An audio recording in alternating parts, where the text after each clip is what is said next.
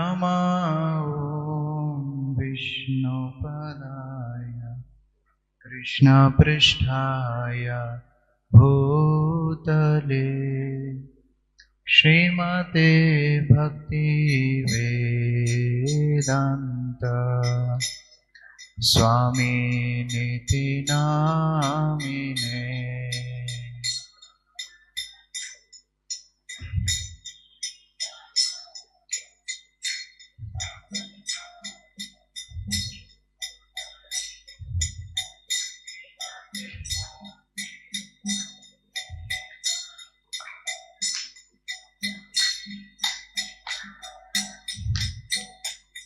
नमस्ते सरस्वती देवी गौरवाणी प्रचारिणे निर्विशेष शून्यवादी पाश्चात्यादिशतारिणे।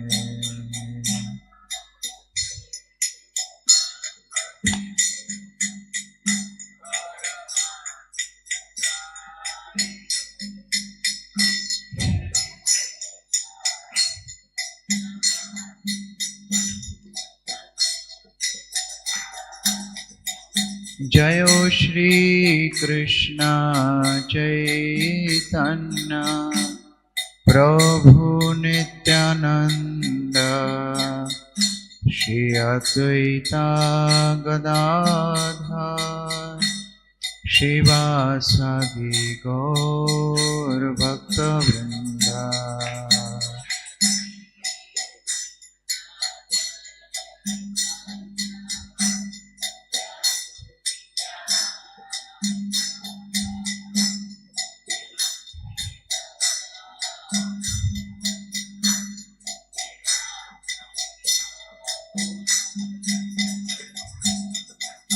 हरे कृष्णा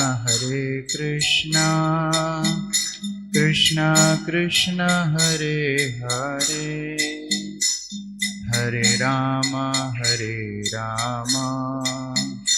राम राम हरे हरे।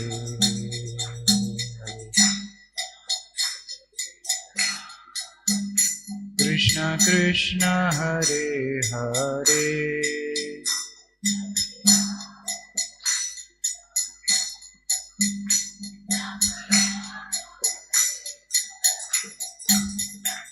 हरे कृष्णा कृष्णा कृष्णा हरे हरे हरे राम राम राम हरे हरे।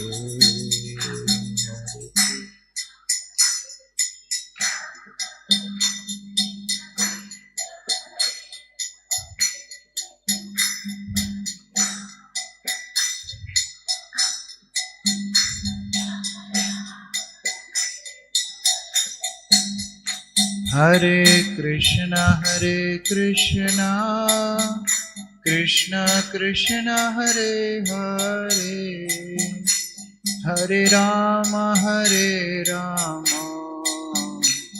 राम राम हरे हरे। कृष्णा कृष्णा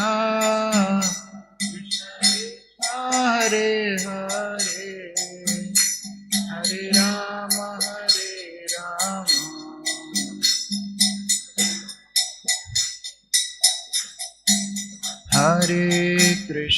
हरे Krishna Krishna Krishna Hare Hare Hare Ram Ram Ram Hare Hare.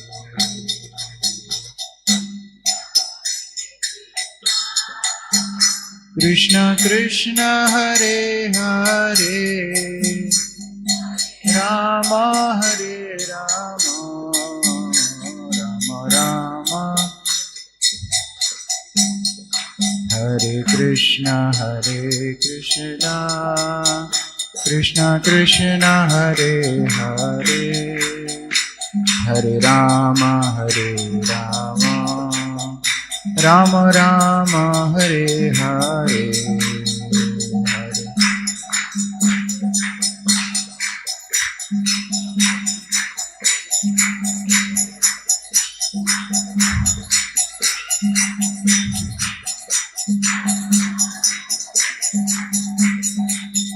Hare Krishna Krishna Krishna Hare Hare Hare Rama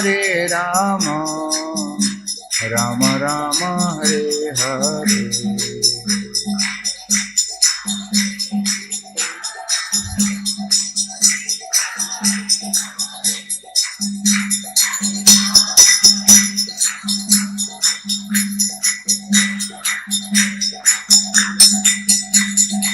Hare Krishna Krishna Krishna Hare Hare Hare Ram Ram Ram Hare Hare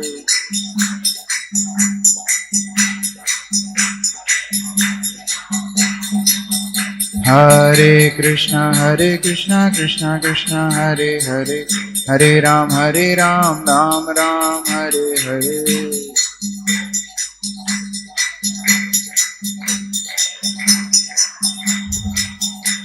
Hare Krishna Krishna Krishna Hare Hare Hare Ram Ram Ram Hare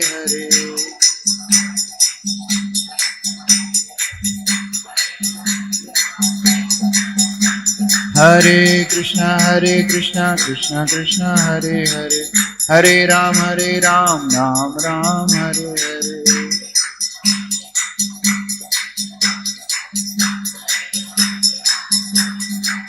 Hare Hare Krishna Krishna Krishna Hare Hare Hare Rama Rama Rama Hare Hare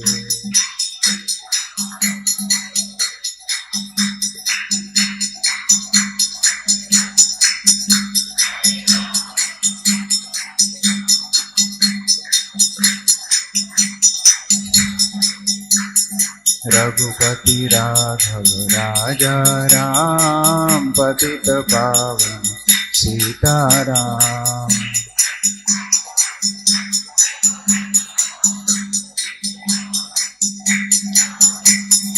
Raghupati Raghav राजा राम पतित पावन सीताराम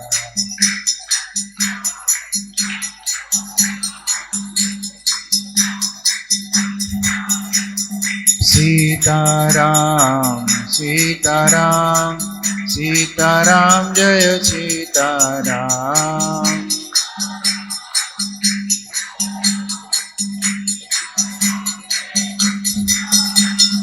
सीताराम सीताराम सीताराम जय Sitaram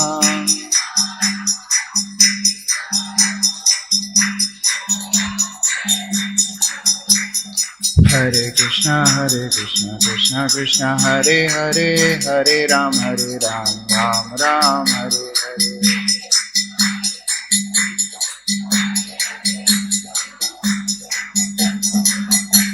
Hare Hare Krishna Krishna Hare Hare Hare Ram Ram Ram Hare Hare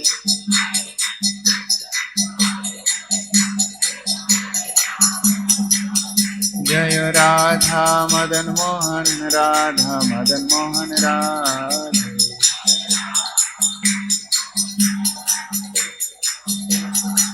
Jayo Krishna Balaram Krishna Balaram Krishna Balaram Jai Krishna Balaram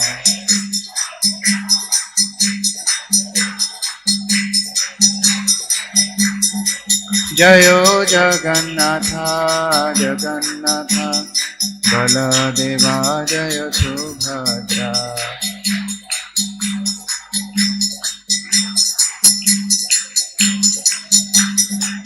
Jayo Nishinghadev Nishinghadev Praladesha Jayo Nishinghadev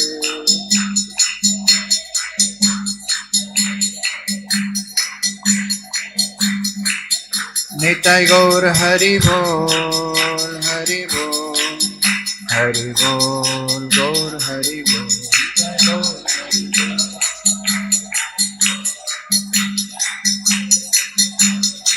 जयो जयो प्रभुपाद, प्रभुपाद, प्रभुपाद, जय प्रभुपाद।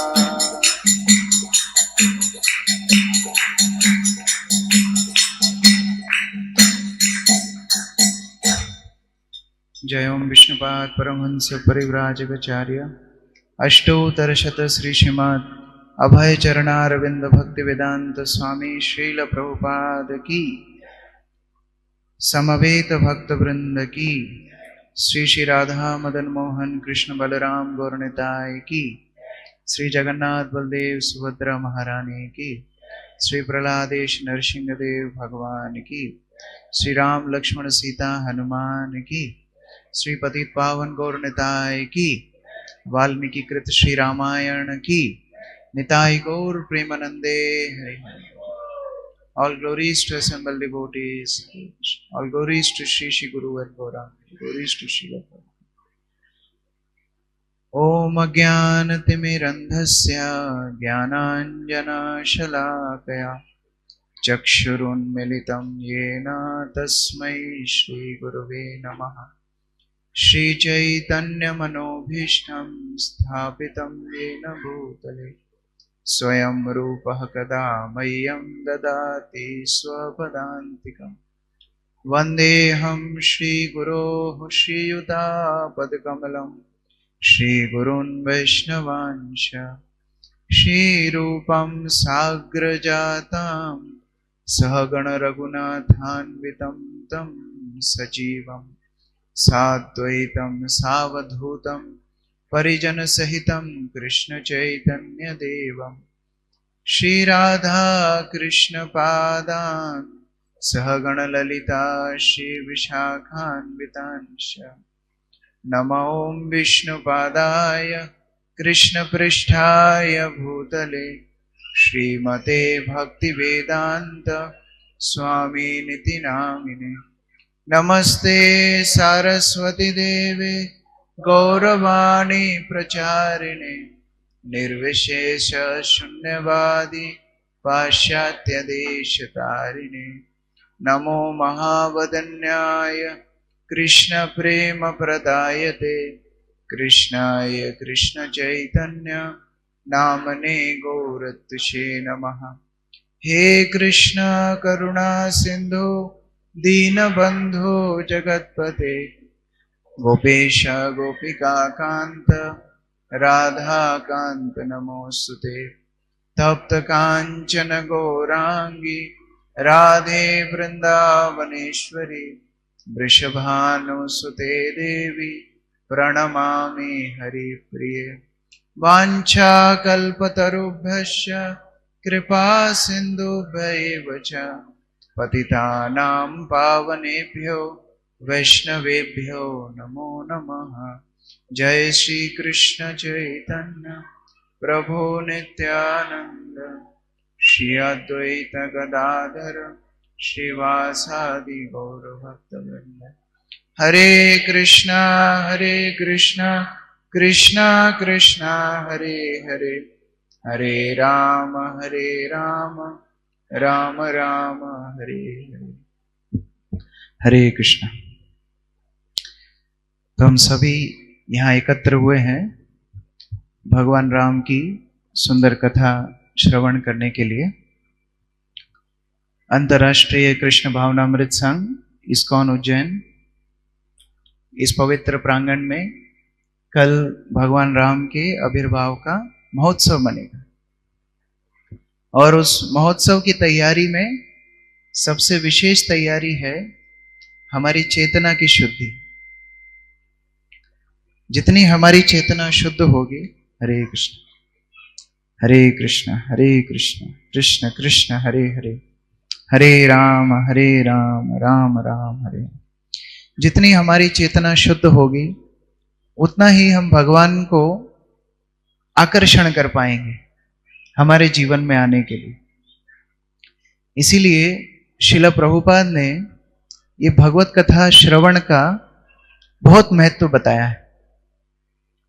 एकमात्र शायद ISKCON का ही मंदिर होगा जहां प्रतिदिन सुबह शाम भगवत कथा होती है, और मंदिर में ये सुविधा नहीं है। लोग 7 दिन कथा कर लेते हैं, कई बार महीने भर भी कोई अनुष्ठान चल जाता है, लेकिन प्रतिदिन सुबह शाम कथा सुनने की सुविधा ये श्रील प्रभुपाद ने हमको दी। और ये ही चैतन्य महाप्रभु का भी आंदोलन है। चैतन्य महाप्रभु ने शिक्षा दी है कि जितना कृष्ण नाम, कृष्ण कथा हमारे कर्ण से हृदय में जाएगी, उतना ही हमारा हृदय शुद्ध होगा। इसीलिए ये कथा का महत्व बहुत है। हर युग में भगवान अवतार लेते हैं।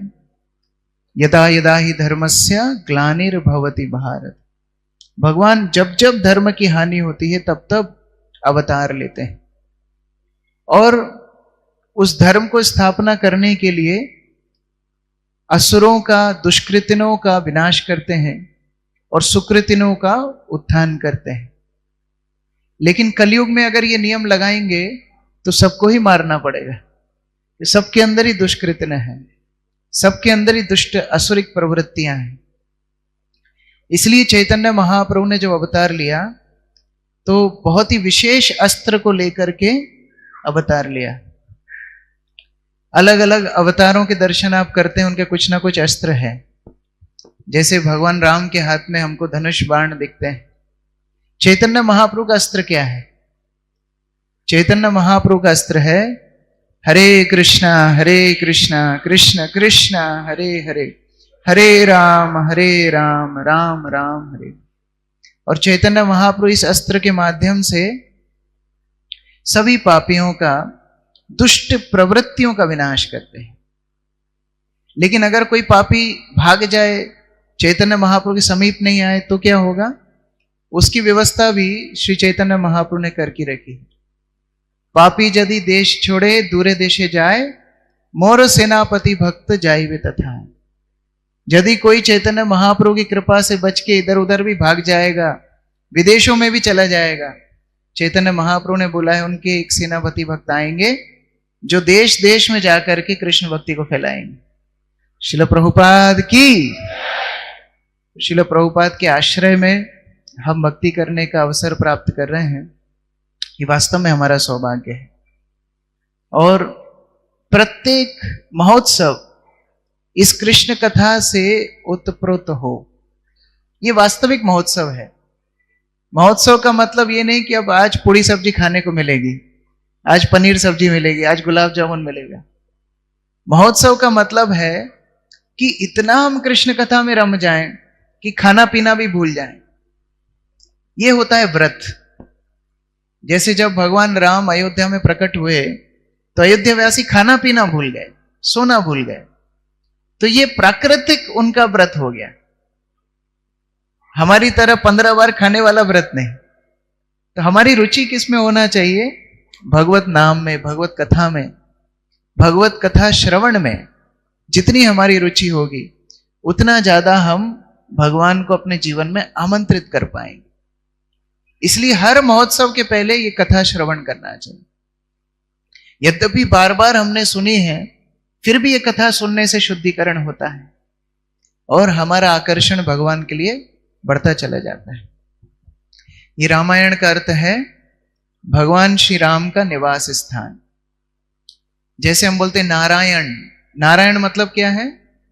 जो सभी नरों के, सभी जीवों के निवास स्थान है, आश्रय स्थान है। लेकिन भगवान का आश्रय स्थान क्या है? भगवान का निवास स्थान क्या है? जत्र गायन्ति मद भक्ता तत्र तिष्ठामि नारद।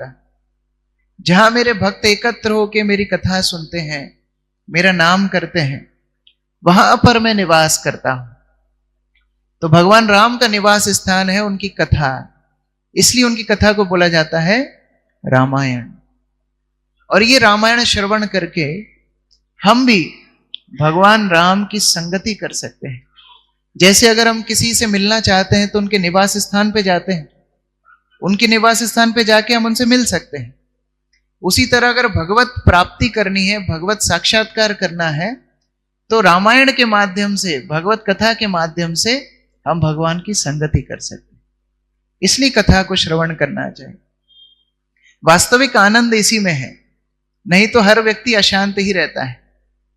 भुक्ति मुक्ति सिद्धि कामी सकले अशांत, कृष्ण भक्ति निष्काम अतएव शांत। इसीलिए हम बोलते हैं कोई मर जाता है तो शांत हो गए, क्योंकि जीवन भर अशांत थे, अब शांत हो गए। इसीलिए जीते जी शांत होना है, जीते जी आनंदित होना है, तो भगवान राम की कथा, उनके चरित्र को सुनना है। उनके अलावा और कौन इस जगत में स्नेहशील होगा, जो हर व्यक्ति को स्वीकार करने के लिए तत्पर है, जो हर व्यक्ति को आश्रय देने के लिए तत्पर है। ऐसे भगवान श्री राम का चरित्र है। जब भगवान श्री राम वन में प्रवेश किए, तो वन में सुमंत के साथ प्रथम गुहा के राज्य में गए। ये निषादों का राज्य था, शबरों का राज्य था। और जब भगवान राम को इन निषादों ने देखा, तो भगवान राम की प्रसन्नता के लिए दोनों में भर भर के फल लेकर के गए।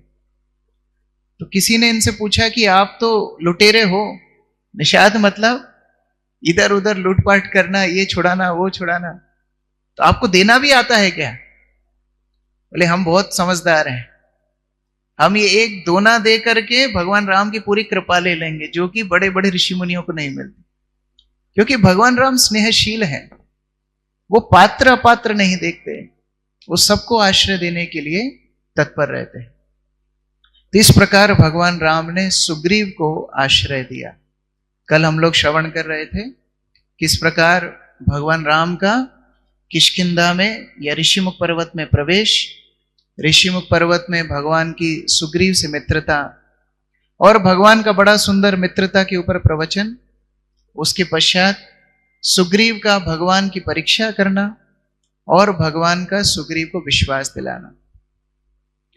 भगवान ने सुग्रीव को आश्रय प्रदान किया और भगवान ने सुग्रीव को अंत में बोला, देखो तुम चाहे कुछ भी बोलो, अब हम एक बार वचन दे चुके हैं कि हम आपको बाली से आपकी पत्नी को दोबारा दिलवाएंगे, तो हमारा वचन कभी विफल नहीं जाता। इसलिए भगवान का एक नाम है सत्यवाक। सत्यवाक अर्थात जो उनके मुख से निकलता है वो सत्य ही होता है। हमारे वचनों में कोई दम नहीं है, सबको पता है। हम आज कुछ बोलेंगे, कल कुछ और बोलेंगे। एक व्यक्ति खरबूजा बेच रहा था, बोलता है शक्कर से मीठे खरबूजे, शक्कर से मीठे खरबूजे। तो एक आदमी ने 1 किलो खरबूजे खरीद लिए, काट के खाया तो थर्माकोल जैसे लग रहे थे, कोई टेस्ट ही नहीं। तो वो लड़ने के लिए गया, अरे आप तो बोल रहे थे शक्कर से मीठे, शक्कर से मीठे। तो बोला वही तो हम बोल रहे थे, शक्कर डालोगे तब मीठे होंगे, शक्कर से मीठे, वैसे थोड़ी मीठे हैं। तो हमारी बात की कोई भी सच्चाई नहीं है, लेकिन भगवान जब कोई वचन अपने मुख से निकालते हैं वो सत्य हो जाता है। हम भागवत में भी ये सुंदर प्रसंग देखते हैं, जहां भगवान कुब्जा को, मथुरा में जब प्रवेश करते हैं तो कुब्जा को सुंदरी बुलाते हैं।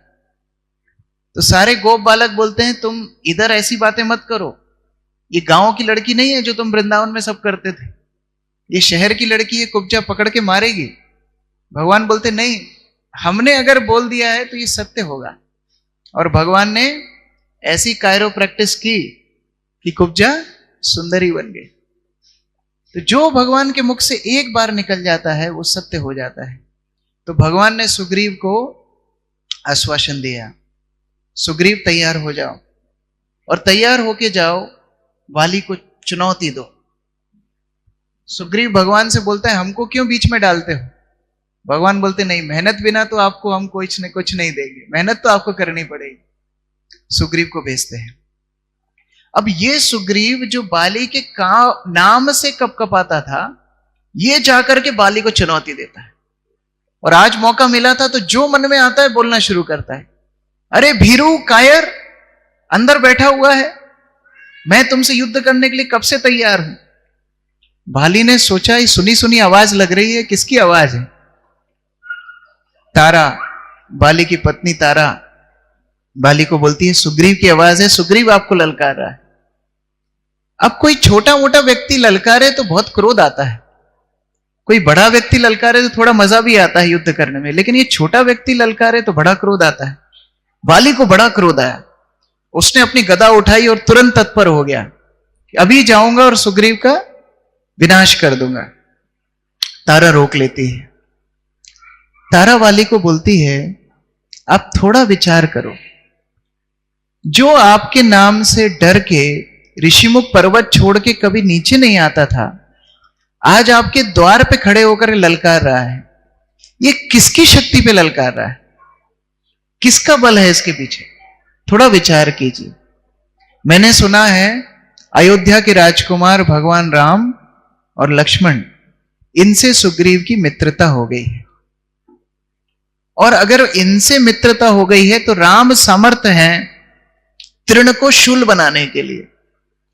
तो ये तृण समान सुग्रीव भी शूल बन चुका है भगवान राम के आश्रय से, तो आप युद्ध करने मत जाइए। बाली बोलता है, अगर ऐसी बात है, अगर भगवान स्वयं आए हैं तो मैं जरूर जाऊंगा। पहले चाहे ना भी जाता, लेकिन अब तो मैं जरूर जाऊंगा। तारा फिर समझाती है, देखो अगर आप वहां जाओगे तो आप हमको अनाथ कर जाओगे, हम अनाथ हो जाएंगे। बाली बड़ी सुंदर बात बोलता है। बाली बोलता है, तुम अनाथ हो ना हो ये तो मुझे पता नहीं, लेकिन भगवान की संगति करके मैं जरूर सनाथ हो जाऊंगा। ये वास्तविक सनाथ होना क्या है? भगवान का आश्रय है। जो लोग बोलते हैं हम किसी को नहीं मानते, हम किसी को नहीं मानते, वास्तव में वो अनाथ है, क्योंकि उनके सर पे कोई है नहीं। जिसके सर पे रघुनाथ है वही सनाथ है। बाकी तो ये जितने बड़े बड़े भवन आप देख रहे हो, ये सब अनाथालय है, क्योंकि इसमें सब अनाथ रह रहे हैं। भगवान के आश्रय को प्राप्त करना वास्तव में सनाथ बनना है। अच्छा, लोग बोलते हैं कि हमको भगवान का अनुभव ही नहीं है, इसलिए हम भगवान का आश्रय नहीं लेते हैं। अनुभव कराओ तो हम मानेंगे। तो उनके लिए एक प्रश्न है, कौन कौन यहां विश्वास करते हैं कि जहर खाने से मृत्यु होती है? थोड़ा हाथ खड़ा करना। जहर खाएंगे मृत्यु हो जाएगी। अच्छा, जिन हाथ खड़े नहीं कर रहे हैं उनका क्या? जहर खाने से मृत्यु होती है? हाथ खड़ा करो। हाँ, वेरी गुड। आप में से कितने लोगों ने जहर टेस्ट करके देखा है? बताओ कैसा टेस्ट होता है जहर का? अनुभव है? नहीं है। कैसे पता पड़ा? सुन के पता पड़ा। जो जानकार व्यक्ति है उसने बताया, या किसने पूर्व काल में जहर खाया होगा, वो मरा, वो दृष्टांत सुन के आप सीख गए हाँ जहर खाने से मृत्यु होती है। जब एक जागतिक वस्तु जहर के ऊपर सुनने से विश्वास है, तो भगवान के ऊपर सुनने से विश्वास नहीं है। कितनी हमारी दुर्भाग्यता है। इसीलिए श्रवण मंगलम, श्रवण करके हम भगवत प्राप्ति, अपने जीवन को मंगल बना सकते। तो यहां वाली तारा की बात को नहीं मानता है। अच्छा, तारा ने जो बात बोली कि भगवान के साहस से तृण भी शूल बन जाता है, आज भी हम देखते हैं इस्कॉन में जब कोई भक्त आते हैं, कई बार कोई गुण नहीं होते हैं, फिर भक्तों की संगति में, भक्तों के आश्रय में सब सीख जाते हैं। जिसने कभी जॉनी जॉनी यस पावर ठीक से नहीं गाया होगा, वो माइक पे कीर्तन गाने लगता है। जिसने कभी अपनी क्लास में 2 मिनट की स्पीच भी नहीं दी होगी, वो बड़े बड़े प्रवचन देने लगता है। और इस्कॉन भक्तों का साहस देखो, प्रवचन के बाद बोलते हैं कोई प्रश्न है क्या? कितनी बड़ी हिम्मत का काम है।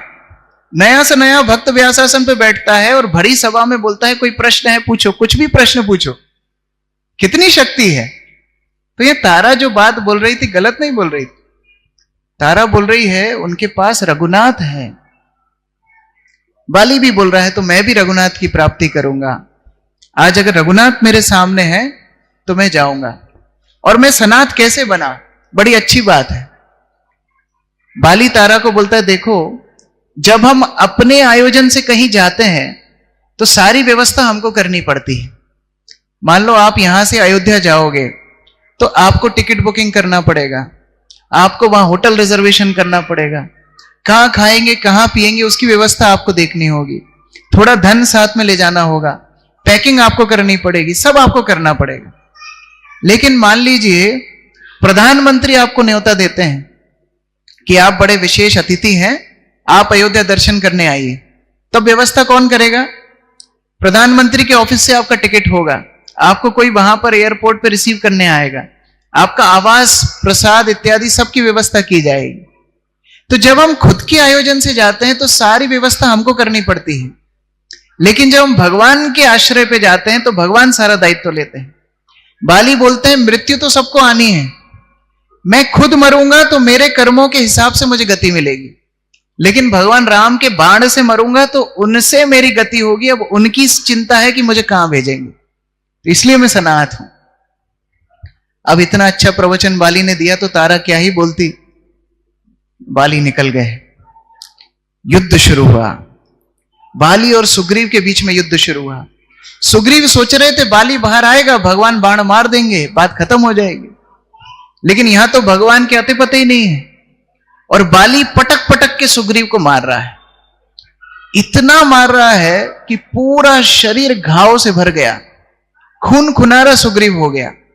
और सुग्रीव को जब लगने लगा कि मेरे प्राण जाने वाले हैं, तो सुग्रीव वहां से भागा और भाग करके भगवान के आश्रय में आया।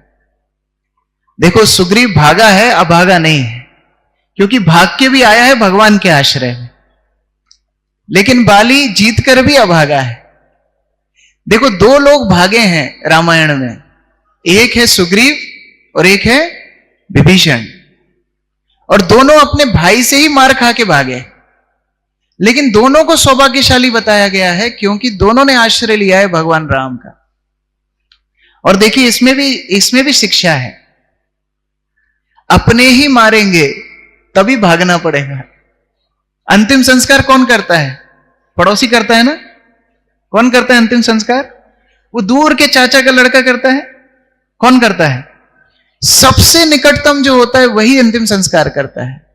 अपना बेटा, अपनी बेटी तो नहीं, अपना पुत्र, कोई एकदम निकटतम व्यक्ति अंतिम संस्कार करता है। क्यों? कि कम से कम इतना तो समझे हम कि ये शरीर के जो आसक्तियां हैं वो हमारी मदद नहीं कर सकती। यहां सुग्रीव को भगाया, सुग्रीव भगवान के पास आया, गुस्सा भी है, दुखी भी है। सुग्रीव बोलता है, आप तो बोलते हैं जो आपका आश्रय लेता है उसको अभय प्रदान करते हो, हमारी इतनी भयंकर पिटाई पड़वा दी, कहां थे? हमको इतना मारा, घाव दिखा रहा है। भगवान बोलते हैं, देखो, हम तो बाली को मार देते, लेकिन आप और बाली एकदम हूबहू एक जैसे दिखते हैं। और जब आप लड़ रहे थे तो हम ये निश्चय नहीं कर पा रहे थे कि कौन आप हैं, कौन बाली। और कहीं गलती से बाण आपको लग जाता तो हम अपने आप को क्षमा नहीं कर पाते। ये भगवान की भक्त वात्सल्यता है। भारत का संविधान बोलता है ना कि भले ही अनेक गुनाहगार छूट जाए, लेकिन एक भी बेगुनाह को सजा नहीं होना चाहिए, लेकिन होता है उल्टा। लेकिन यहां पर भगवान राम का वही सिद्धांत है, चाहे अनेक पापी तापी छूट जाएं, एक भी भक्त को कष्ट नहीं होना चाहिए। भक्त वत्सल है भगवान, भक्तों के लिए सर्वस्व देने के लिए तैयार होते हैं। जब भगवान विभीषण को आश्रय दे रहे थे तो बंदरों ने भगवान से पूछा कि भगवान, आप विभीषण को लंकापति बोल के संबोधित किए हैं, विभीषण को आश्रय दिए हैं, यदि रावण आएगा तो उसका क्या करेंगे? फिर आपकी भक्त वात्सल्यता, शरणागत वात्सल्यता कहां जाएगी? भगवान बोलते हैं, मैं रावण को भी आश्रय दूंगा, रावण को मैं अयोध्यापति बना दूंगा। तो भक्तों लोगों ने बोला कि फिर भरत का क्या होगा? भरत को तो पहले से देके आए हैं आप अयोध्या। तो भगवान बोले, मैं भरत को साकेत धाम वैकुंठ दे दूंगा। और ये बोलने के बाद भगवान बड़े भावुक हो गए। भगवान बोलते हैं, अश्रुपूर्ण वचन बोलते हैं। भगवान बोलते हैं, दुख तो मुझे ये है कि मैं जटायु को कुछ नहीं दे पाया। जटायु जिसने सीता की प्रथम सुरक्षा के लिए चेष्टा की, मुझसे भी पहले चेष्टा की जटायु ने, और अपने प्राण न्यौछावर कर दिए, मैं उसको कुछ नहीं दे पाया। तो भगवान के भक्त भगवान को बोलते हैं, भगवान आपने जटायु को जो दिया है वो सर्वश्रेष्ठ दिया है। क्यों? क्योंकि दशरथ महाराज का भी अंतिम संस्कार आपके हाथों से नहीं हुआ, लेकिन जटायु का अंतिम संस्कार आपके हाथों से हुआ। और दूसरी बात, अपनी गोदी में लेकर के जटायु ने भगवान की गोदी में प्राण त्याग किए हैं। जब आपने जटायु को गोद ही ले लिया तो आपका जो कुछ है वो तो वैसे ही जटायु को मिल गया, तो आपको देने की जरूरत क्या है? तब भगवान को साहस, हाँ भक्त वत्सल है। भगवान की चिंता हमेशा ये रहती है मैं कैसे भक्तों का पोषण करूं। जब चतुष्कुमार को भगवान माफी मांगते हैं जय विजय के अपराध के लिए, तो भगवान उन चतुष्कुमार को बोलते हैं कि मैं अपने भक्तों से इतना प्रेम करता हूं कि अगर गलती से मेरा हाथ भी मेरे भक्तों के ऊपर उठ जाए तो मेरे हाथ को काटने में भी मैं विलंब नहीं करूंगा, इतना प्रेम करता हूं। जय श्री श्री राधा मदन मोहन कृष्ण बलराम गौर निताय की, प्रहलादेश नरसिंह देव भगवान की, जगन्नाथ बलदेव सुभद्रा महारानी की, श्रील प्रभुपाद की, समवेत भक्त वृंद की। तो इतना वात्सल्य भगवान अपने भक्तों से करते हैं। अब कोई पूछ सकता है तो इसका मतलब यह है क्या कि भगवान के भक्तों की कभी मृत्यु नहीं होती? ये माइक थोड़ा डिस्टर्ब कर रहा है। इसका मतलब यह है कि भक्तों की कभी मृत्यु नहीं होती? ऐसा नहीं है। भगवान अपने भक्तों की शरीर के लिए, मन के लिए, आत्मा के लिए, सबके लिए जो सर्वश्रेष्ठ है वो देते हैं। अगर शरीर की सुरक्षा करके भक्ति की वृद्धि होगी तो शरीर की सुरक्षा करेंगे, जैसे सुग्रीव की यहां पर कर रहे हैं। और अगर किसी के शरीर लेने से उसकी आध्यात्मिक उन्नति होगी तो वो भगवान करेंगे, जैसे बाली की करेंगे। दोनों को आश्रय भगवान दे रहे हैं, क्योंकि भगवान पूर्णतः भक्त वत्सल है। भगवान ने सुग्रीव के शरीर को स्पर्श किया, और जैसे ही उनके शरीर को स्पर्श किया, सारा शरीर का दुख, दर्द, क्लेश, घाव सब खत्म हो गए। ये भगवान के स्पर्श का चमत्कार है। हम गोवर्धन लीला में भी देखते हैं। गोवर्धन लीला में जब भगवान ने गोवर्धन धारण किया था, उस समय पर गोवर्धन के ऊपर मूसलाधार बारिश हो रही थी, और संवर्तक बादल बारिश के साथ साथ बड़े बड़े बिजली के झटके भी दे रहे थे, वज्रपात हो रहा था। उसके बाद भी गोवर्धन आनंद में नृत्य कर रहे थे। कई आचार्य तो बोल रहे हैं भगवान ने उठाया था, लेकिन गोवर्धन अपने आप खुशी में ही नाच रहा था। क्यों? क्योंकि ऊपर से चाहे जितने कष्ट आ रहे थे, नीचे से वो छोटी उंगली भगवान की स्पर्श की हुई। ये भगवान के स्पर्श का चमत्कार है। अगर हमारे जीवन में भी भगवत स्पर्श हमेशा रहे तो चाहे ये भौतिक संसार कितने भी कष्ट क्लेश हमारे ऊपर डाले, हम कभी भी निराश हताश नहीं होंगे। और वो स्पर्श क्या है? प्रतिदिन भगवत नाम का आश्रय लेना। हरे कृष्णा कृष्ण कृष्ण हरे हरे, राम राम राम। भगवान राम बोलते हैं अब जाओ, अब मेरा स्पर्श तुम्हारे साथ है। और भगवान ने एक जयमाल सुग्रीव को पहले ही पहना दी। जो भगवत आश्रय लिया है वो पहले से ही विजेता है। कर्मियों को, ज्ञानियों को, योगियों को तो परिपक्व होने तक इंतजार करना पड़ता है, लेकिन भक्त जिस दिन मंदिर प्रांगण में पैर रख देते हैं उसी दिन मुक्त हो गए हैं। जिस दिन पहली माला आपने जप की है, जिस दिन ये तुलसी की माला को स्पर्श किया है, उसी दिन मुक्त हो गए हैं। बस अब समय की देरी है। जैसे आम के पेड़ पर जो आम लगा है, हो सकता है आज कच्चा हो, थोड़े समय में पक जाएगा। ये भगवान के आश्रय का कमाल है। तो भगवान यहां सुग्रीव को पहले ही जयमाल पहना दी कि तुम पहले से विजेता हो, अब जाओ। अब पुनः सुग्रीव आकर के बाली को पुनः ललकारते हैं। अब बाली को फिर क्रोध आता है, इसको अभी पीट पाट के भगाया, फिर आ गया। अच्छा, भक्त लोग प्रचार भी ऐसे ही करते हैं। कई बार लोग बड़े परेशान हो जाते हैं, फिर पहुंच जाते हैं, और भक्त लोग तब तक नहीं छोड़ते जब तक ये भक्ति करना शुरू ना कर दे। हमारे एक मित्र हैं रामचरण प्रभु, हम बचपन में साथ में प्रचार करते थे। वो कभी कभी किसी किसी बच्चे को 41-42 बार फोन करते थे और वो फोन नहीं उठाता था। फिर वो फोन ब्लॉक कर देता था तो दूसरे नंबर से लगाते थे। ऐसे करके प्रचार करते थे। तो भक्त लोग इसी तरह भगवान के साहस को लेकर के फिर पहुंच जाते हैं।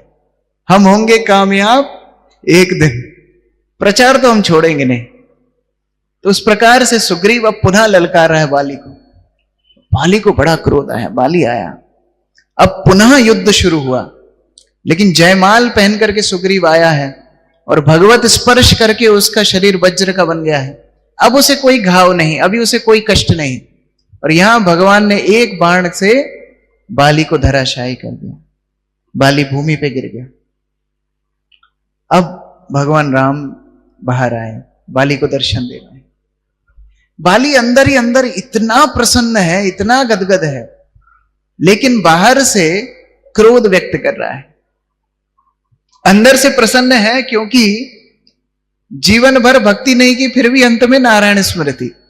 ये मजा सबको नहीं मिलता है, उस भरोसे हम ना रहे। लेकिन बाली अंदर ही अंदर तो बड़ा बड़ा आनंदित हो रहा है, लेकिन बाहर से क्रोध दिखा रहा है। भगवान से बोलता है, भगवान हमने सुना था आप समदर्शी हैं, आप सबको समान प्रेम करते हैं, और दूसरा आप तो अवतार करते हैं धर्म की स्थापना करने, और आप स्वयं ही धर्म का भंगन कर रहे हैं। धर्म के अनुसार दो लोगों का युद्ध हो रहा है, आपने छुप के मुझे मारा, आप धर्म का पालन नहीं कर रहे हैं। भगवान राम बोलते हैं धर्म की बात वो करे जो धर्म को पालन करे। विधर्मियों से धर्म सुनने में अच्छा नहीं लगता है। प्रभुपाद बोलते थे 4 चोरों ने चोरी करी और फिर ईमानदारी से आपस में बांटा, तो ईमानदारी थोड़ी होगी, चोर तो चोर ही है। उसी तरह जो धर्मच्युत है वो धर्म की बात करे तो उसमें आनंद नहीं है। बाली तुम धर्मच्युत हो, तुम्हारे 2 अपराध हैं। पहला, स्वयं की पुत्री, स्वयं की वधू, अपनी माता और भाई की, छोटे भाई की पत्नी, ये सबको समान दृष्टि से देखना चाहिए, और अपनी बहन, इन सबको समान दृष्टि से देखना चाहिए, सम्मान की दृष्टि से देखना चाहिए। तुमने अपने भाई की पत्नी को बलवत अपने साथ रखा, तुम धर्म पथगामी नहीं हो, इसलिए तुमको दंड मिलना अनिवार्य था। और दूसरा, धर्म क्या है? धर्मम तो साक्षात भगवत प्रणीतम, भगवान का आश्रय लेना धर्म है, बाकी सब विधर्म है। एक बार प्रभुपाद के पास एक व्यक्ति आया और वो चुनौती देने लगा। वो चुनौती देता है कि स्वामी जी आप बोलते हो पाप छोड़ दो, पाप छोड़ दो, पाप छोड़ दो, पाप कैसे छोड़े कलयुग में? प्रभुपाद बोलते हैं हम कब बोलते हैं पाप छोड़ो? हम तो बोलते हैं जो तुम तथाकथित धर्म कर रहे हो पहले वो धर्म छोड़ो, क्योंकि धर्म में ही गड़बड़ है। पृथ्वी में जो कुछ धर्म के नाम पे चल रहा है वास्तव में वो छल है, वो कैटव धर्म है।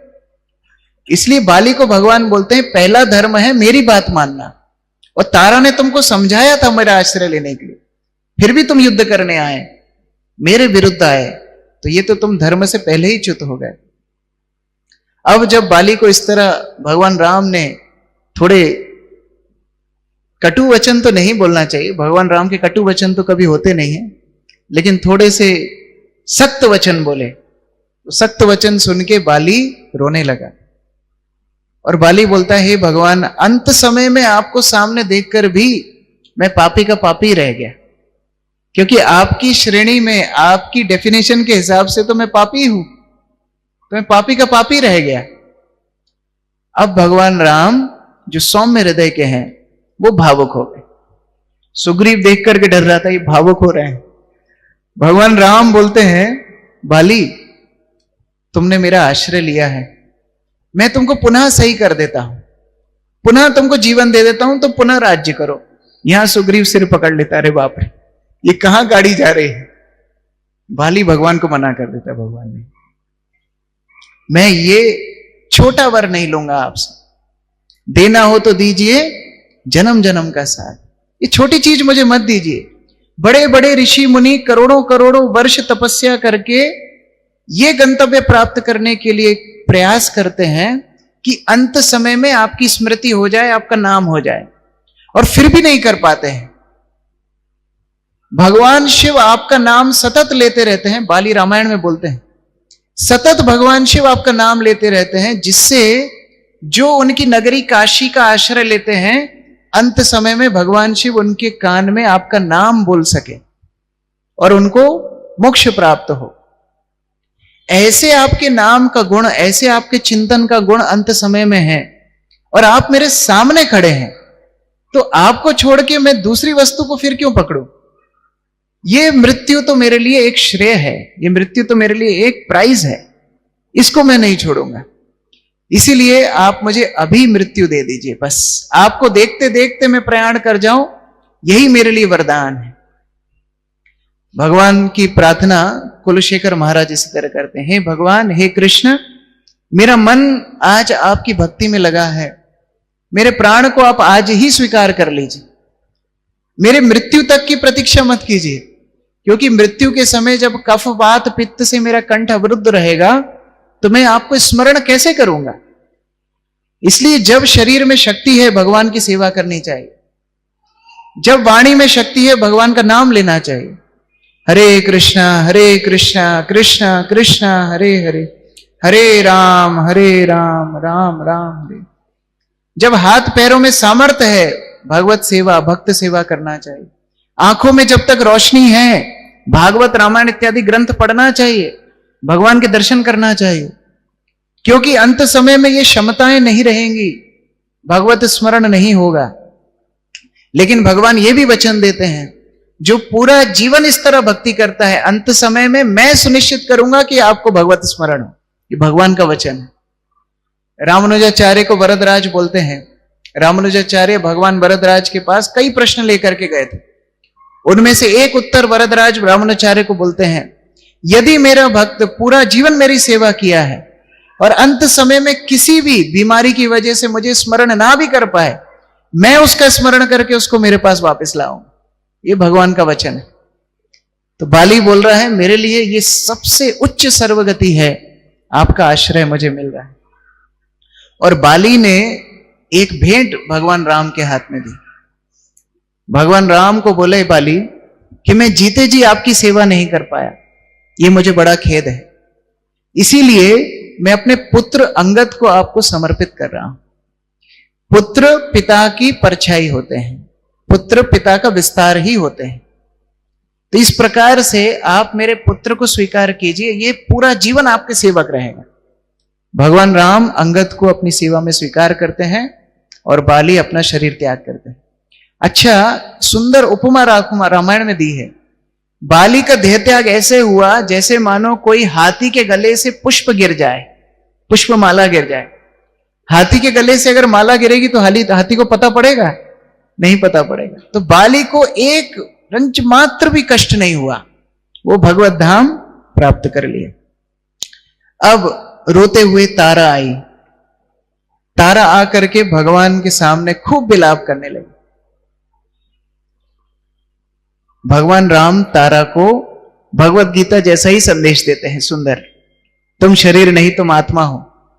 अगर बाली के शरीर से आसक्त थी तो शरीर तो यहां पड़ा हुआ है, और अगर उसकी आत्मा से आसक्त हो तो वो तो भगवत धाम चली गई, तो किसके लिए शोक कर रही हो? तारा को बड़ा सुंदर प्रवचन भगवान देते हैं और शुद्ध भक्ति का वरदान तारा को देते हैं। अब कोई पूछ सकता है कि ये शुद्ध भक्ति का वरदान अभी तक किसी को नहीं दिया, तारा को क्यों दे दिया? क्योंकि तारा ने बाली को कम से कम भगवान की श्रेष्ठता के बारे में बताया। ये प्रचार की इतनी महिमा है। अभी हम ध्रुव महाराज का आख्यान पढ़ रहे थे भागवत में। ध्रुव महाराज जब भगवत धाम जाते हैं तो उस समय पर नंद सुनंद से पूछते हैं कि मेरी माता सुनीति कहां है? तो नंद सुनंद बोलते हैं देखो वो आगे जा रही है। क्योंकि जो भगवत पथ में मदद करे और उस मदद से कोई शुद्ध भक्त बन जाए तो उस मदद करने वाले को भी भगवान भगवत धाम देते हैं। प्रभुपाद अपने तात्पर्य में लिखते हैं कि हम इसी आशा में प्रचार करते हैं कि हमारा कोई शिष्य कोई अनुगामी अगर शुद्ध भक्त बन जाएगा तो उसके प्रयास से हम भी भगवत धाम चले जाएं। इसलिए भक्ति में प्रयास करना चाहिए प्रचार करने का, क्योंकि हमारे जप का हाल तो हमको पता है, हमारे भागवत पाठ का हाल भी हमको पता है, हमारी साधना का हाल भी हमको पता है। लेकिन अगर हमारे प्रचार से कोई भगवत उन्मुख हो गया और शुद्ध भक्त बन गया तो उसके बल पर हमें कृष्ण भक्ति मिल जाएगी। तारा को भगवान ने शुद्ध भक्ति का वरदान दिया और अब सुग्रीव के साथ अंतिम संस्कार की तैयारी की बाली की। सुग्रीव ने बाली का अंतिम संस्कार किया और अब भगवान ने लक्ष्मण को पास में बुलाया और बड़ा गुप्त रहस्य बोला। सब लोग सोच रहे थे ऐसा कौन सा मंत्र भगवान लक्ष्मण को दे रहे हैं। गुप्त बात बोल के लक्ष्मण को भेजा और फिर लक्ष्मण को आज्ञा दी जाओ सुग्रीव का राज्य अभिषेक करो। भगवान राम तो कोई शहर नगर में प्रवेश नहीं करते थे, लक्ष्मण गए। लक्ष्मण गए, ब्राह्मणों ने स्वस्ति वाचन किया, बड़ा सप्त समुद्रों का जल ला करके सुग्रीव का राज्य अभिषेक हुआ, राज मुकुट पहनाया, सभी लोग आनंद में गा रहे थे, नाच रहे थे।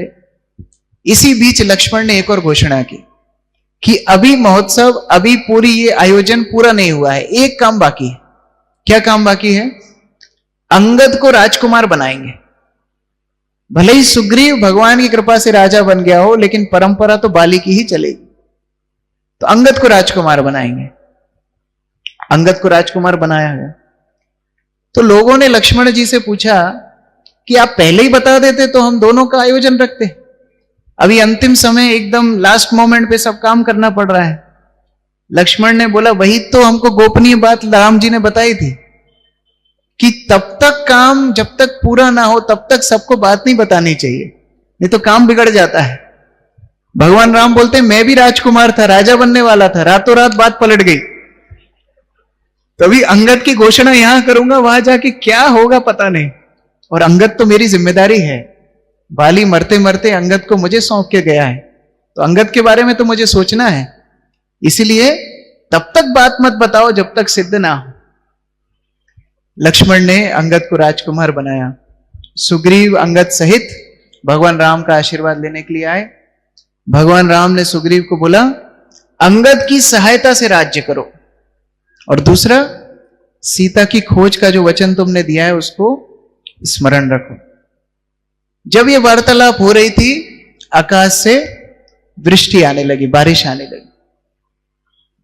सुग्रीव भगवान को बोलते हैं, भगवान अब तो वर्षा काल शुरू हो गया, 4 महीने हम कुछ कर नहीं पाएंगे, तो 4 महीने तक आप प्रतीक्षा कीजिए और हम थोड़ा राज्य संभालते हैं और उसके बाद सीता की खोज करें। देखो, भगवान ने मदद करने में देर नहीं की, लेकिन अब ये मदद करने में देर कर रहा है। ठीक है, जो भी हो, भगवान स्नेहशील हैं, भगवान सहनशील भी हैं। तो भगवान ने बोला, ठीक है, 4 महीने तक आप प्रतीक्षा कर सकते हैं। भगवान एक गुफा के अंदर आश्रय लेते हैं।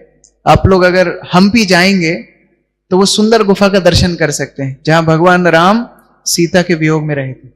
और देवताओं ने उस गुफा को बड़ा सुंदर अलंकृत सुसज्जित कर दिया। जितनी सुविधाएं हो सकती थी वो सब उस गुफाएं में रखी। लेकिन भगवान राम उस गुफा के भीतर ही नहीं जाते थे, उस गुफा के द्वार पे बैठ करके आकाश को देखते रहते थे। इतना वियोग माता सीता से भगवान राम को होता था। जीव भगवान से दूर है, जीव भगवान से दूर कष्ट भोग रहा है, लेकिन इससे करोड़ गुना कष्ट भगवान को है जीव से दूर होने में। क्योंकि भगवान के हम संतान हैं। संतान को कभी माता पिता से इतनी आसक्ति नहीं होगी जितनी माता पिता को संतान से आसक्ति होती। ये स्वाभाविक है। तो भगवान सीता रूपी जीव से यहां उपमा दी गई है। सीता को जीव माने और भगवान को अगर पूर्ण पुरुषोत्तम पिता माने, तो भगवान सीता के वियोग में जिस तरह रो रहे हैं, प्रभुपाद अपने एक तात्पर्य में लिखते हैं, उसी तरह कृष्ण भी हमें भगवत धाम लाने के लिए उतना ही दुखी हैं, उतना ही तत्पर है। भगवान राम लक्ष्मण को बुलाते हैं। अच्छा, वर्षा काल वैसे लोगों को पसंद नहीं आता, क्योंकि बारिश में बड़ी कीचड़ हो जाती है, बाहर नहीं जा पाते, काम धंधे बंद हो जाते हैं। लेकिन साधु संतों को वर्षा काल बड़ा पसंद आता है। हमारे गुरु महाराज को एक बार पूछा था जयद्वैत महाराज ने कि आपका फेवरेट वेदर कौन सा है, तो गुरु महाराज बोलते मॉनसून, बारिश काल, वर्षा काल।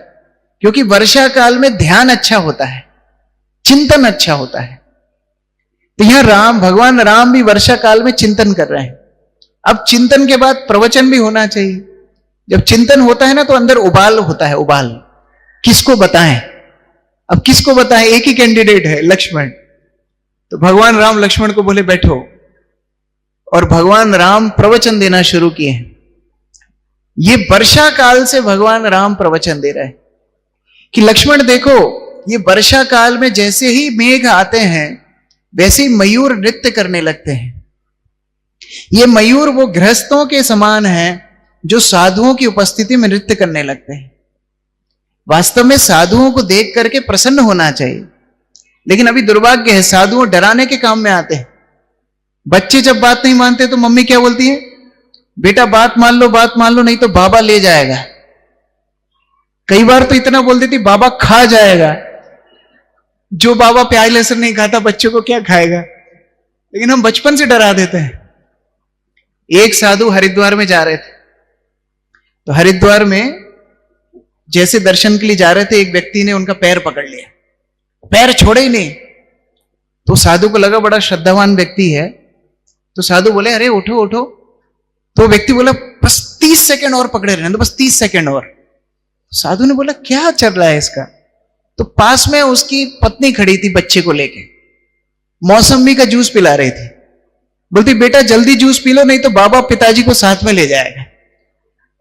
ऐसे करके डराते हैं। लेकिन वास्तव में साधुओं को जीवन में प्राप्त करके प्रसन्न होना चाहिए। हो सकता है थोड़ी सेवा करनी पड़ेगी, कोई घर में साधु आ जाए तो थोड़ा आपको कष्ट होगा, लेकिन साधु जितना आपसे लेगा नहीं उससे करोड़ गुना आपको देके जाएगा।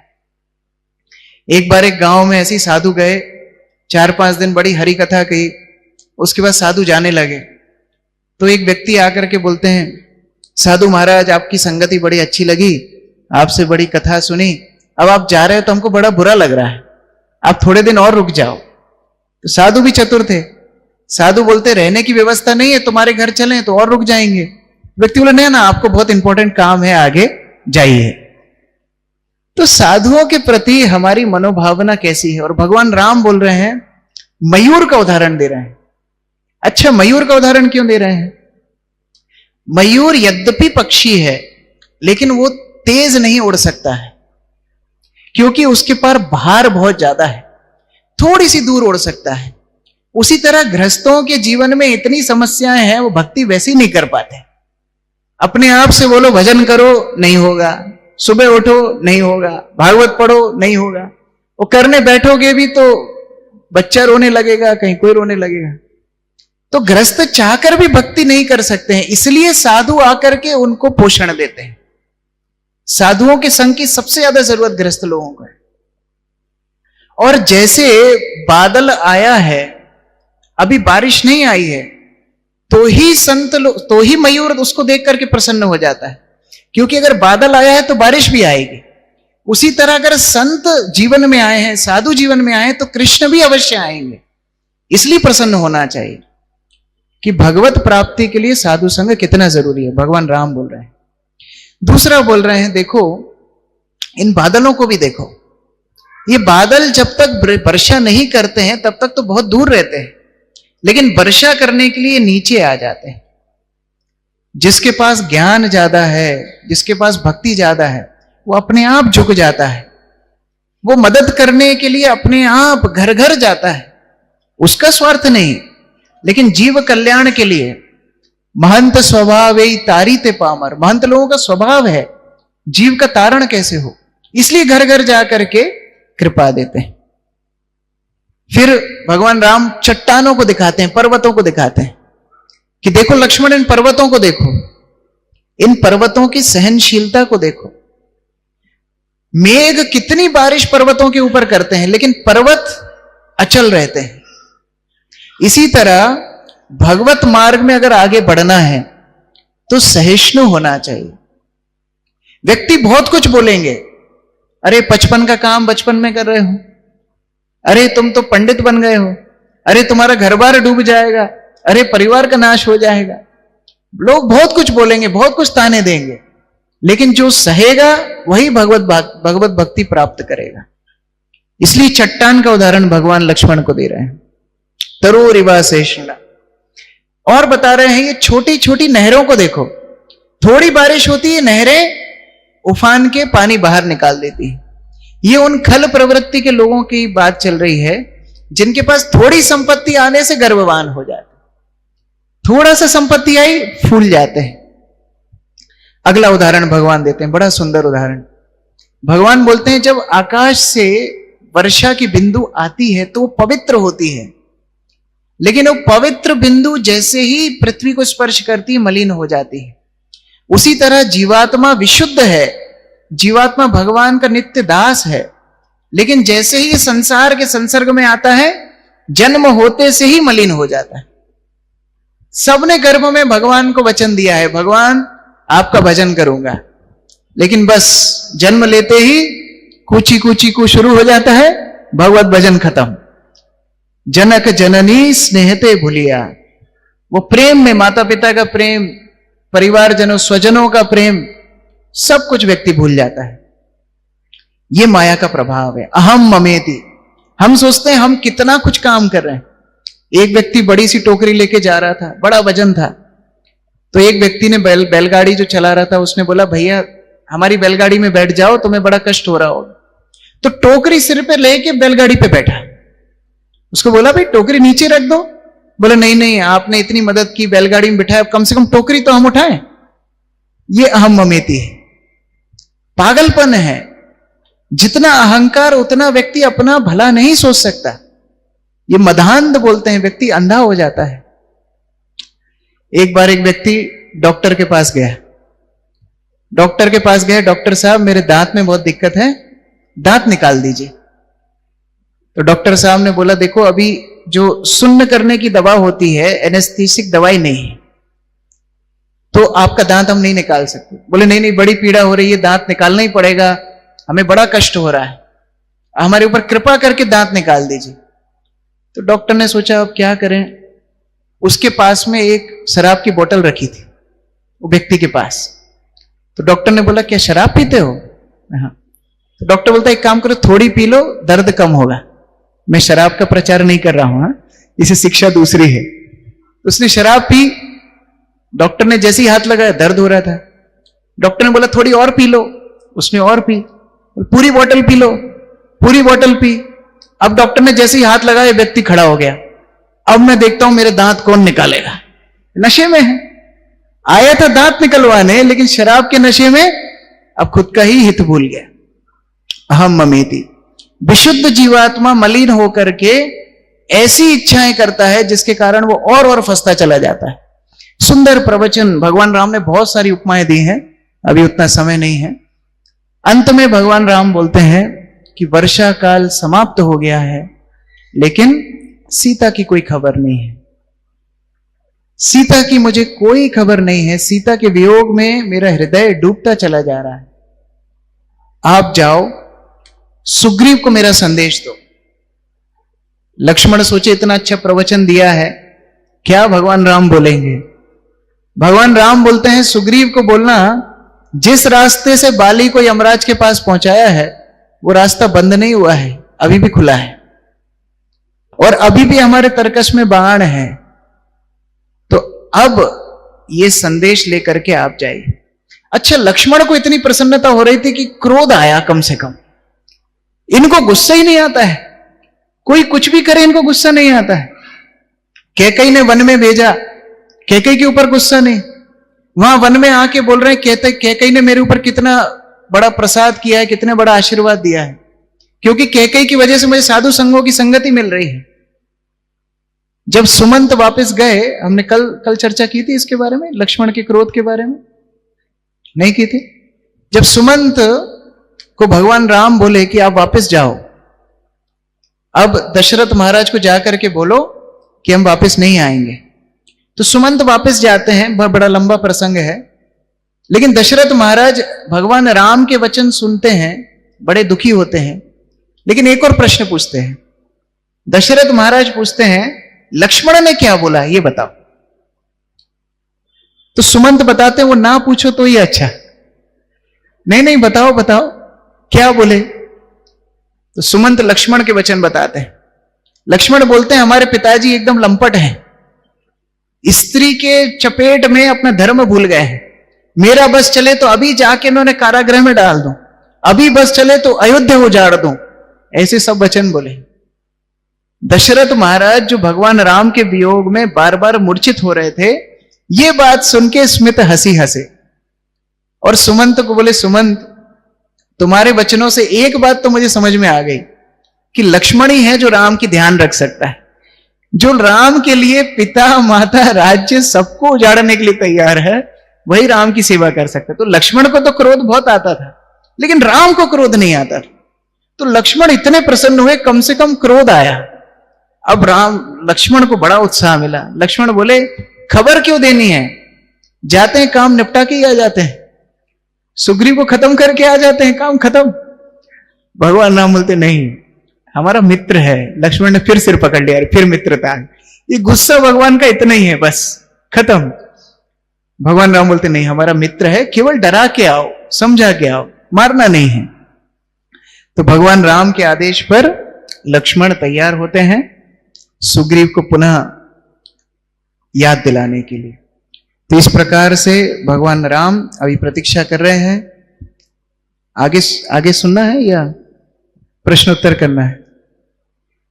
सुमंगल माधव प्रभु, 5 मिनट।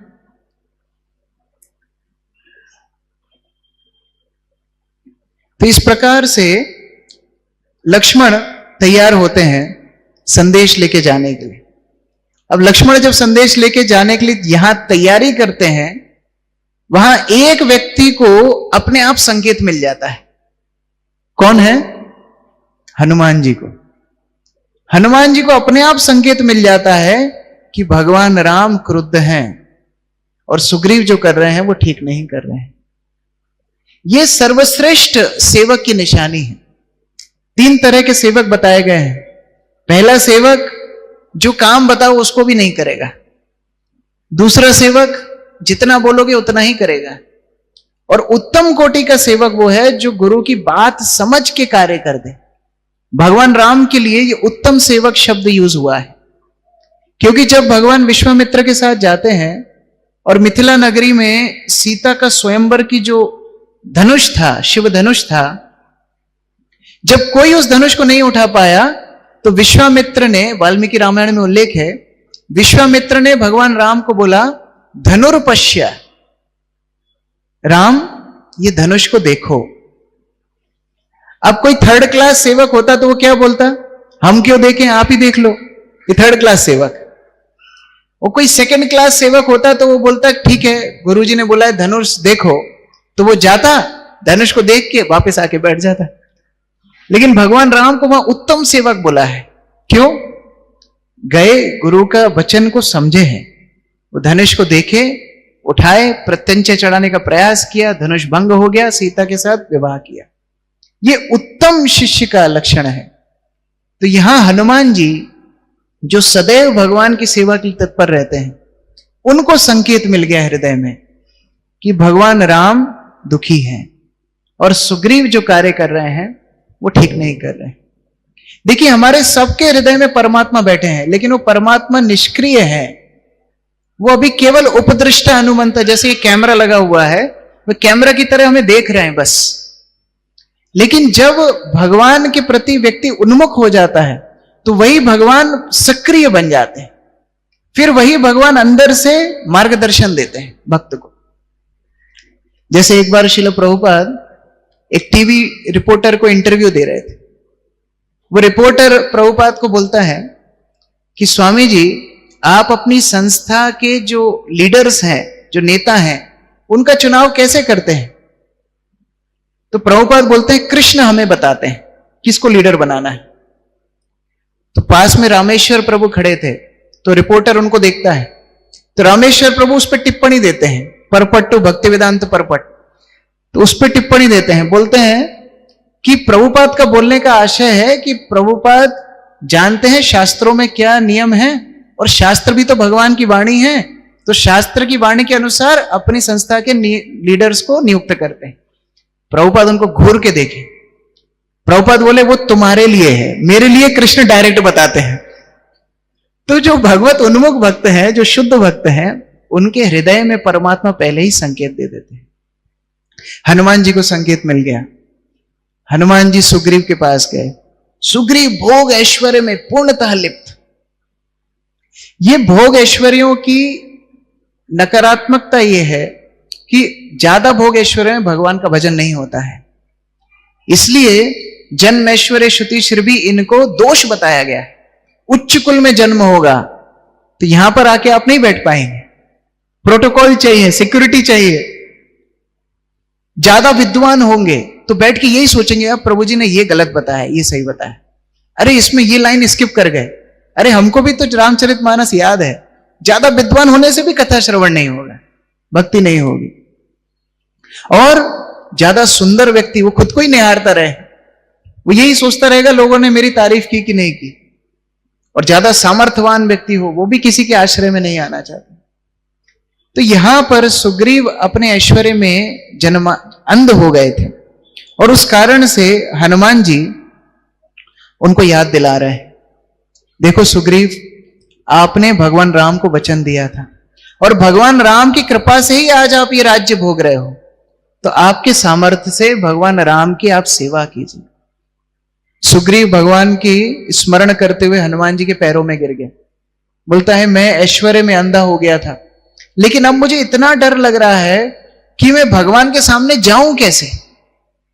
हनुमान जी बोला तुमको जाने की आवश्यकता नहीं है, आ रहे हैं भगवान के दूत, तुमको मजा चकाने आ रहे हैं। इससे पहले कि वो आए तुम तैयारी शुरू कर दो। क्या करूं? संदेश भेजो सारे वानरों को। सुग्रीव ने संदेश भेजा कि 15 दिन के अंदर जितने वानर हैं वो सब किष्किंधा में प्रकट हो जाए, सब इकट्ठे हो जाएं। और 15 दिन के बाद कोई आया तो सुग्रीव खुद जाकर के उसका वध करेंगे। यह संदेश बंदरों के लिए भेज दिया गया। अब लक्ष्मण की एंट्री हुई। लक्ष्मण जब किष्किंधा में आए तो पहले तो बंदर इत्यादि आए स्वागत करने, लेकिन जैसे ही लक्ष्मण की आंखें देखी जो कि तपती हुई एकदम कॉपर की जैसे, तांबे की जैसे तप रही थी, लाल थी, सब बंदर भागना शुरू कर दिए। अब हनुमान जी को सुग्रीव बोलता है ये तो बड़े गुस्से में लग रहे हैं, आप जाओ। हनुमान जी ने बोला काम बिगाड़ो तुम, बनाए हम नहीं जाएंगे। तो सुग्रीव ने बोला एक काम करो, तारा को लेके जाओ। बोले तारा को भेजता है? हां, तारा को लेके जाओ। क्यों? एक तो आप भक्त हैं, आपको देख के लक्ष्मण शांत हो जाएंगे, और तारा को देख करके इसलिए शांत हो जाएंगे क्योंकि भगवान ने 2 ही माताओं को प्रवचन दिया अभी तक जब से वनवास हुआ है।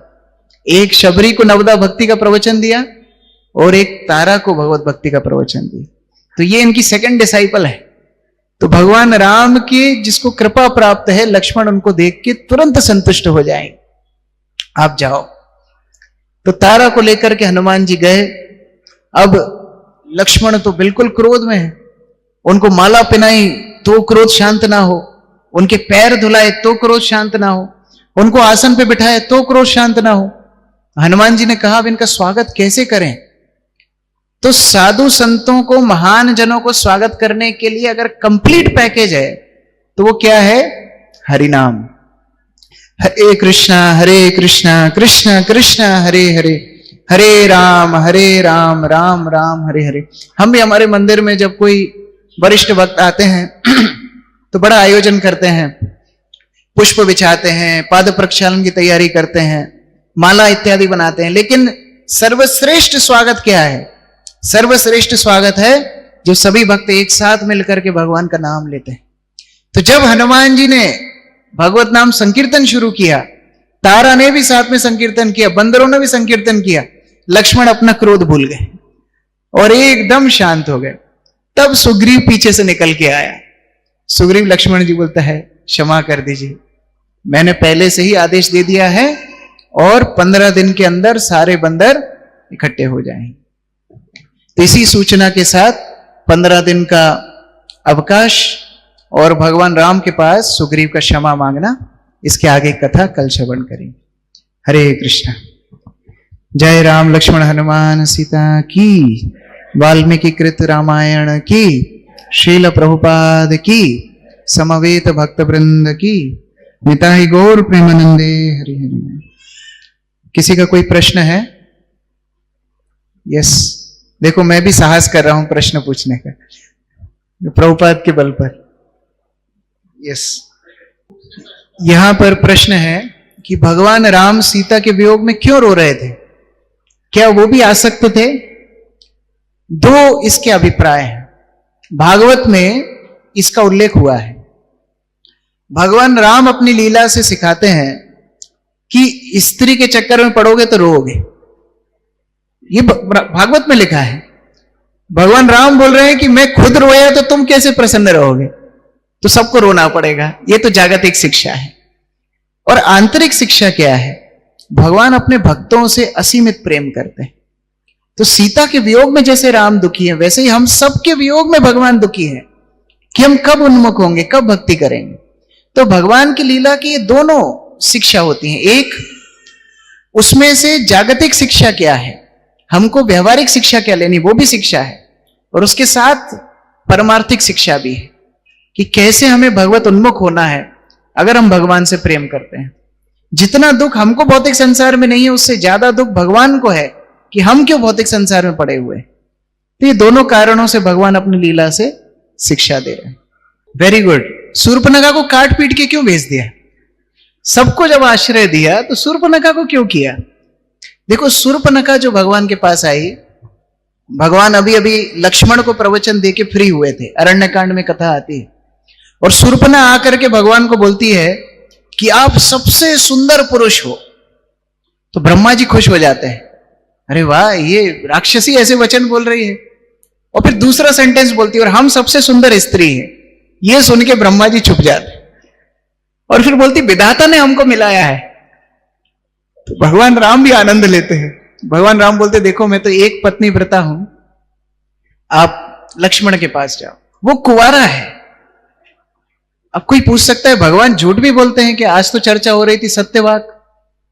भगवान सत्यवाक है, लेकिन उसके साथ साथ जाकी रही भावना जैसी प्रभिमुहूर्त देखी तिन तैसी, जे जथामाम प्रपद्यते। शूर्पणखा भी कुंवारी नहीं थी, वो भी झूठ बोल रही थी। शूर्पणखा का विवाह हुआ था विद्युत जीव से, और रावण ने उसका वध किया था।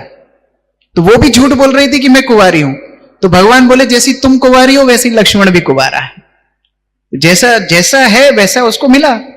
फिर लक्ष्मण ने बोला, नहीं आप तो दासी बन जाएंगी। भगवान राम लक्ष्मण के पास भेज रहे हैं, लक्ष्मण राम के पास भेज रहे हैं। अंततः सीता के ऊपर जब आक्रमण किया तो राम ने लक्ष्मण को आदेश दिया, नाक कान काट दिया। ये नाक कान काटने के बाद क्या हुआ, ये शिक्षाप्रद है। ये शूर्पणखा रावण को सूचना दी, और उसके बाद शूर्पणखा को बड़ी आत्मग्लानि हुई कि मैं भगवान के सामने जाकर भी कामुक भावना से भगवान को देख रही थी।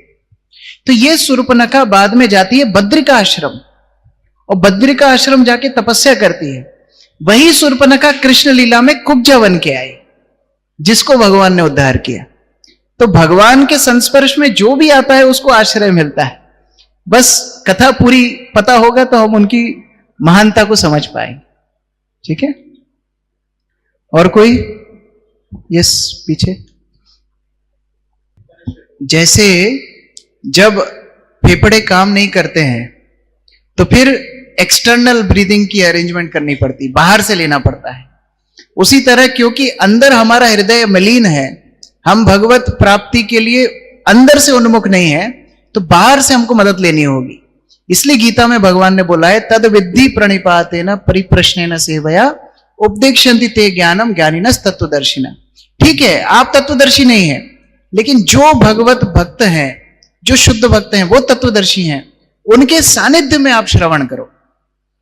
जैसे हम श्रील प्रभुपाद की पुस्तक पढ़ते हैं, प्रभुपाद के आश्रय में भक्ति करते हैं, तो हमें भगवत साक्षात्कार नहीं है, लेकिन प्रभुपाद के आश्रय में हम भक्ति कर पा रहे हैं। तो इसलिए प्रभुपाद के आश्रय में हम सब यहां पर श्रवण कीर्तन करते हैं। कच्चे आम है, धीरे धीरे पक जाएंगे। तो बाहर से जिसको आश्रय नहीं, जिसको अंदर से वो प्रेरणा नहीं है, बाहर से आश्रय लेना चाहिए। कोई प्रश्न माताओं से? Any question? ठीक है। तो इसमें हम सर्वश्रेष्ठ प्रार्थना क्या कर सकते हैं? श्री राम से, और अपने अंदर कौन सी क्वालिटी उसमें डेवलप कर सकते हैं? क्या सबसे बड़े भक्त भगवान के कौन है? सबसे बड़े भक्त कौन है? हनुमान जी। हनुमान जी से बड़ा वर भगवान ने किसी को दिया होगा? नहीं दिया होगा। जब भगवान साकेत धाम में सबको लेके जा रहे थे, हनुमान जी को साथ में लेके नहीं गए। हनुमान जी को क्या वर दे करके गए? जहां जहां मेरी राम कथा होगी वहां वहां जाकर के तुम श्रवण करना। तो जो सबसे प्रिय भक्त है उसको भगवान ने क्या अवसर दिया? श्रवण कीर्तन का अवसर दिया। इसलिए भगवान के सामने जाकर के प्रार्थना करना है तो यही प्रार्थना करना है, हे भगवान मैं आपका नाम हमेशा लेता रहूं, आपकी भक्ति हमेशा करता रहूं। ना धनम ना जनम ना सुंदरीम कविताम वा जगदीश कामये मम जन्मनि जन्मनीश्वरे भवतात भक्ति रहे तो की कोई। हे भगवान मुझे आपसे कुछ नहीं चाहिए, जन्म जन्म आपका नाम श्रवण करता रहूं, कीर्तन करता रहूं, बस यही प्रार्थना भगवान से करना चाहिए। ठीक है, बहुत बहुत धन्यवाद। हरे कृष्ण। श्रील प्रभुपाद की जय, समवेत भक्त वृंद की जय।